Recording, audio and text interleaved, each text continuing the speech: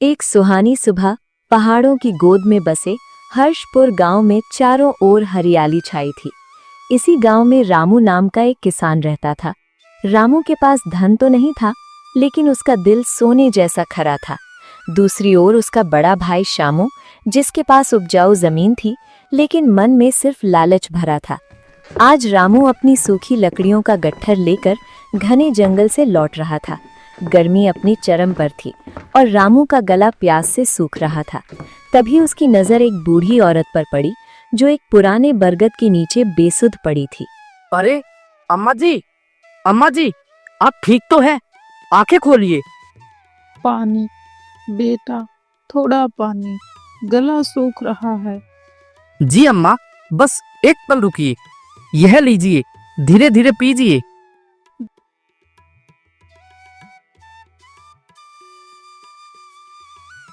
जीते रहो बेटा। अगर आज तुम न आते तो शायद ये बुढ़िया यही दम तोड़ देती। इस तपती धूप में कोई किसी को नहीं पूछता। तुम कहाँ से आ रहे हो? अम्मा, मैं पास के ही गांव का एक छोटा सा किसान हूँ। जंगल से सूखी लकड़ियाँ बीनने आया था ताकि शाम का चूल्हा जल सके। आप इस घने जंगल में अकेले क्या कर रही हैं? किस्मत की तलाश में निकली थी बेटा, पर बुढ़ापे ने साथ छोड़ दिया। क्या तुम्हारे पास खाने को कुछ है? बड़ी भूख लगी है। अम्मा, मैं तो बहुत गरीब हूँ। मेरे पास सिर्फ ये 2 रोटियां हैं। अगर आप इसे खा सके तो मुझे बहुत खुशी होगी। क्यों नहीं बेटा, मेहनत की सूखी रोटियां भी पकवान जैसी लगती है। पर क्या तुम भूखे नहीं रह जाओगे? अम्मा, मैं तो जवान हूँ। एक दिन कम खाऊंगा तो कुछ नहीं होगा, पर आपकी सेवा करना मेरा धर्म है।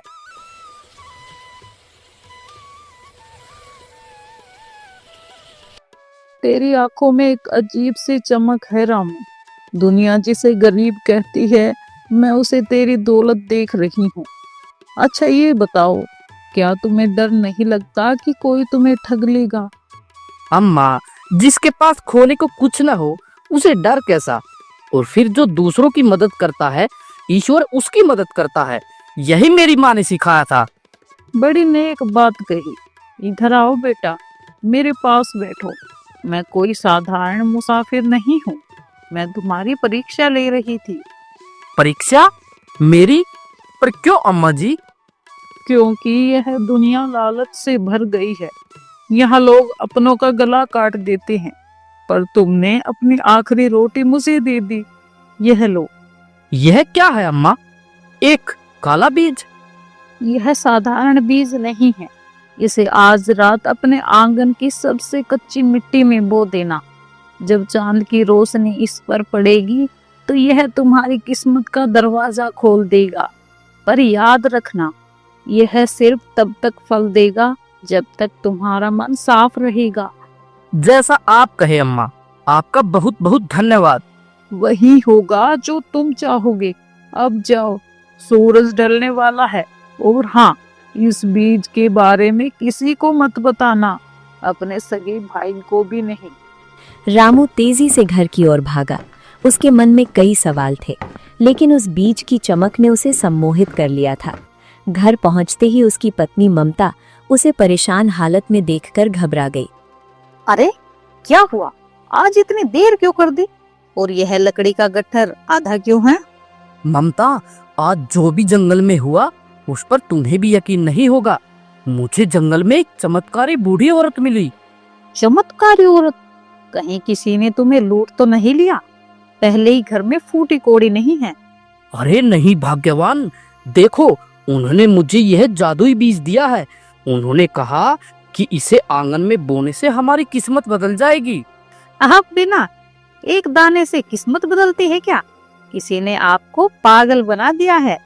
अरे नहीं ममता, उनकी आवाज में कुछ ऐसा था कि मैं मना नहीं कर सका। मैं अभी इसे आंगन के कोने में बो देता हूँ। ठीक है, जैसा आपको सही लगे। वैसे भी उस कोने में कुछ नहीं उगता। रामू ने उस जादुई बीज को अपने घर के आंगन में एक कोने में बो दिया। रात हुई, गांव सो गया, लेकिन रामू की आंखों में नींद नहीं थी। वह खिड़की से देख रहा था कि कब चांद की रोशनी उस स्थान पर पड़ती है जहां उसने बीज बोया था।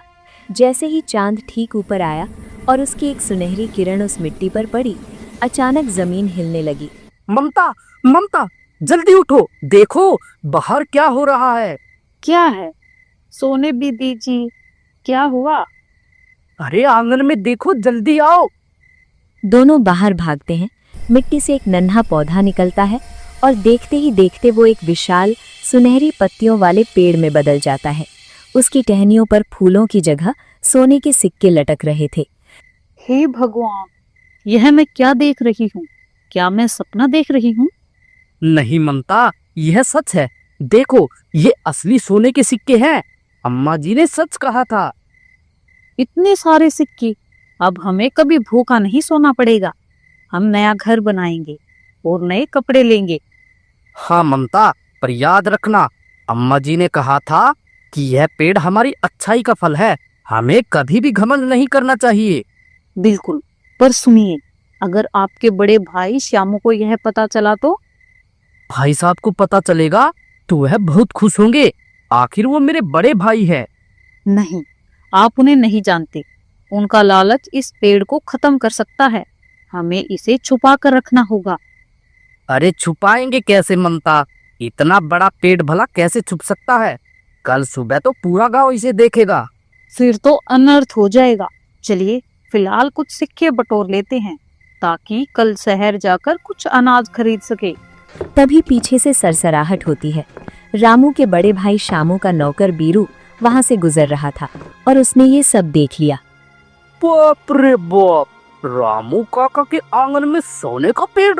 यह खबर तो मालिक को देनी होगी, इनाम पक्का मिलेगा। रात का पहर था। शामू के आलीशान मकान में उसका वफादार नौकर बीरू हाफता हुआ पहुंचा। शामू अपनी पत्नी माया के साथ रेशमी बिस्तरों पर लेटा धन दौलत के सपने देख रहा था। बीरू ने उसके दरवाजे पर जोर जोर से दस्तक दी। अरे कौन है इस वक्त? मेरी नींद खराब करने की हिम्मत किसने की?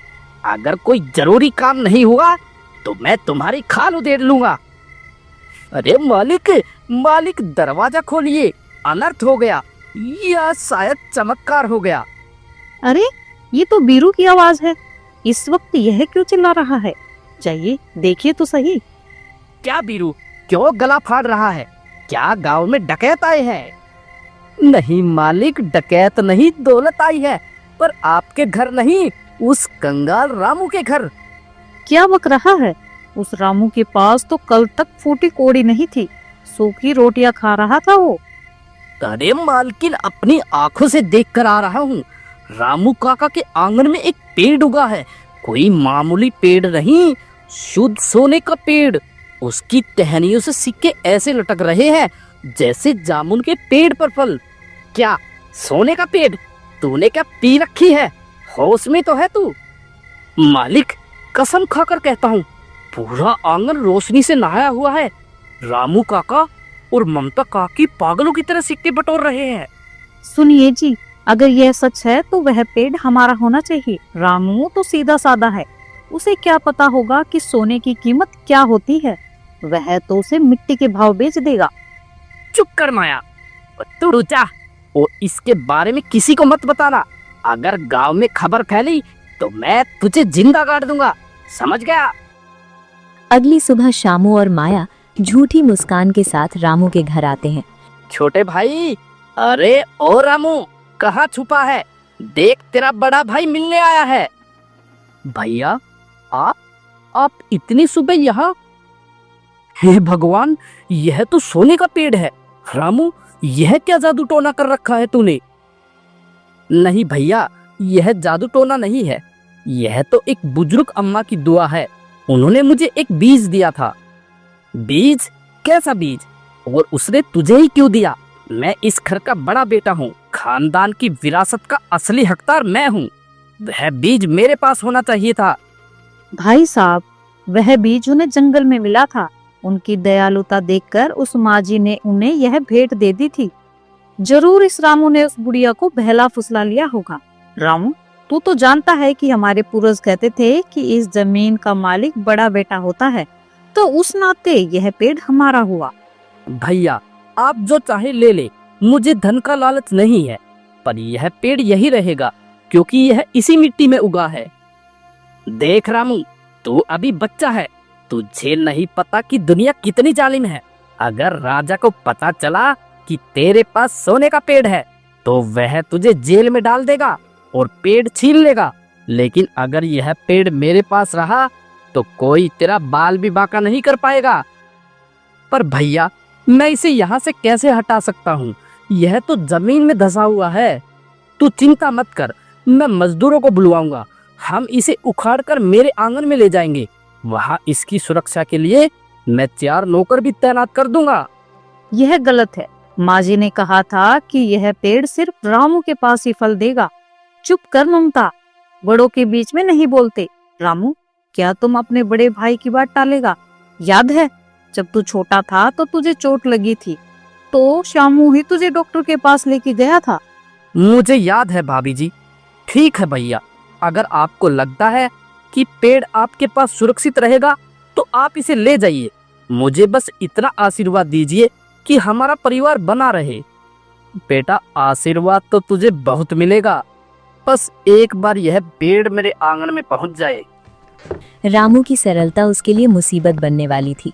शामू ने उसी दोपहर मजदूरों को बुलाया। वे कुदाल और फावड़े लेकर पेड़ की जड़ों को खोदने लगे। रामू दूर खड़ा देख रहा था। उसकी आंखों में आंसू थे। उसे ऐसा लग रहा था जैसे कोई उसके परिवार के सदस्य को उससे दूर ले जा रहा हो। जैसे ही पहली कुदाल पेड़ की जड़ पर पड़ी, आसमान में अचानक बादल छा गए। मालिक, यह जमीन तो बहुत सख्त है। फावड़ा टूट रहा है पर मिट्टी नहीं निकल रही। जोर लगाओ कायरो, अगर आज शाम तक यह पेड़ मेरे घर नहीं पहुंचा तो मजदूरी नहीं मिलेगी। भैया देखिए, मौसम खराब हो रहा है, शायद पेड़ नहीं जाना चाहता। बकवास बंद कर, मैं खुद इसे निकालूंगा। जैसे ही शामू फावड़ा चलाता है, पेड़ से एक तेज रोशनी निकलती है और शामू दूर जाकर गिरता है। अरे सुनिए, आप ठीक तो है? यह क्या था? मुझे जोर का झटका कैसे लगा? भैया रहने दीजिए, बूढ़ी अम्मा ने कहा था कि इसे जोर जबरदस्ती से नहीं पाया जा सकता। अच्छा, तो तूने इसमें कोई तंत्र मंत्र फूंक रखा है। ठीक है, अगर पेड़ नहीं जाएगा तो तू जाएगा। मैं अभी मुखिया जी के पास जा रहा हूँ। मैं कहूँगा कि तूने मेरी जमीन से यह बीज चुराया है। तुझे गांव से निकलवा कर ही दम लूंगा। भाई साहब, इतना बड़ा अनर्थ मत कीजिए। चलो जी, यहाँ बात करने का कोई फायदा नहीं। अब पंचायत ही फैसला करेगी। शामू और माया गुस्से में पैर पटकते हुए निकल जाते हैं। रामू अकेला पेड़ के पास बैठ जाता है। तभी पेड़ की पत्तियों से एक धीमी सरसराहट आती है, जैसे वो कुछ कहना चाह रहा हो। हे जादुई पेड़, मैंने क्या गलती की है? मैंने तो बस प्यार चाहा था, पर बदले में मुझे नफरत मिल रही है। दोपहर का सूरज अब ढलने लगा था, लेकिन हर्षपुर गांव का माहौल गरमाया हुआ था। शामू ने अपने लालच की आग में घी डालते हुए पूरे गांव में ये खबर फैला दी कि रामू ने उसके पूर्वजों की विरासत चुराई है। शामू गांव के मुखिया जी के घर पहुंचा। मुखिया जी अपनी ऊंची कुर्सी पर बैठे थे। न्याय कीजिए मुखिया जी, अनर्थ हो गया। मेरा अपना सगा भाई डाकू बन गया है। अरे श्यामू, शांत हो जा, अपनी सांसें काबू में करो और साफ साफ बताओ कि रामू ने ऐसा क्या कर दिया। वह तो बड़ा सीधा लड़का है। मुखिया जी, सीधा होने का मुखौटा पहन रखा है उसने। असल में वह बहुत बड़ा मायावी निकला। उसने हमारे घर से वह जादुई बीज चुरा लिया जो हमारे ससुर जी ने वसीयत में शामू के लिए छोड़ा था। जादुई बीज? यह तुम क्या कह रहे हो? इस गांव में आज तक कोई जादुई बीज नहीं देखा गया। मुखिया जी, आप चलकर खुद अपनी आंखों से देख लीजिए। उस बीज से रातों रात सोने का पेड़ उगाया है।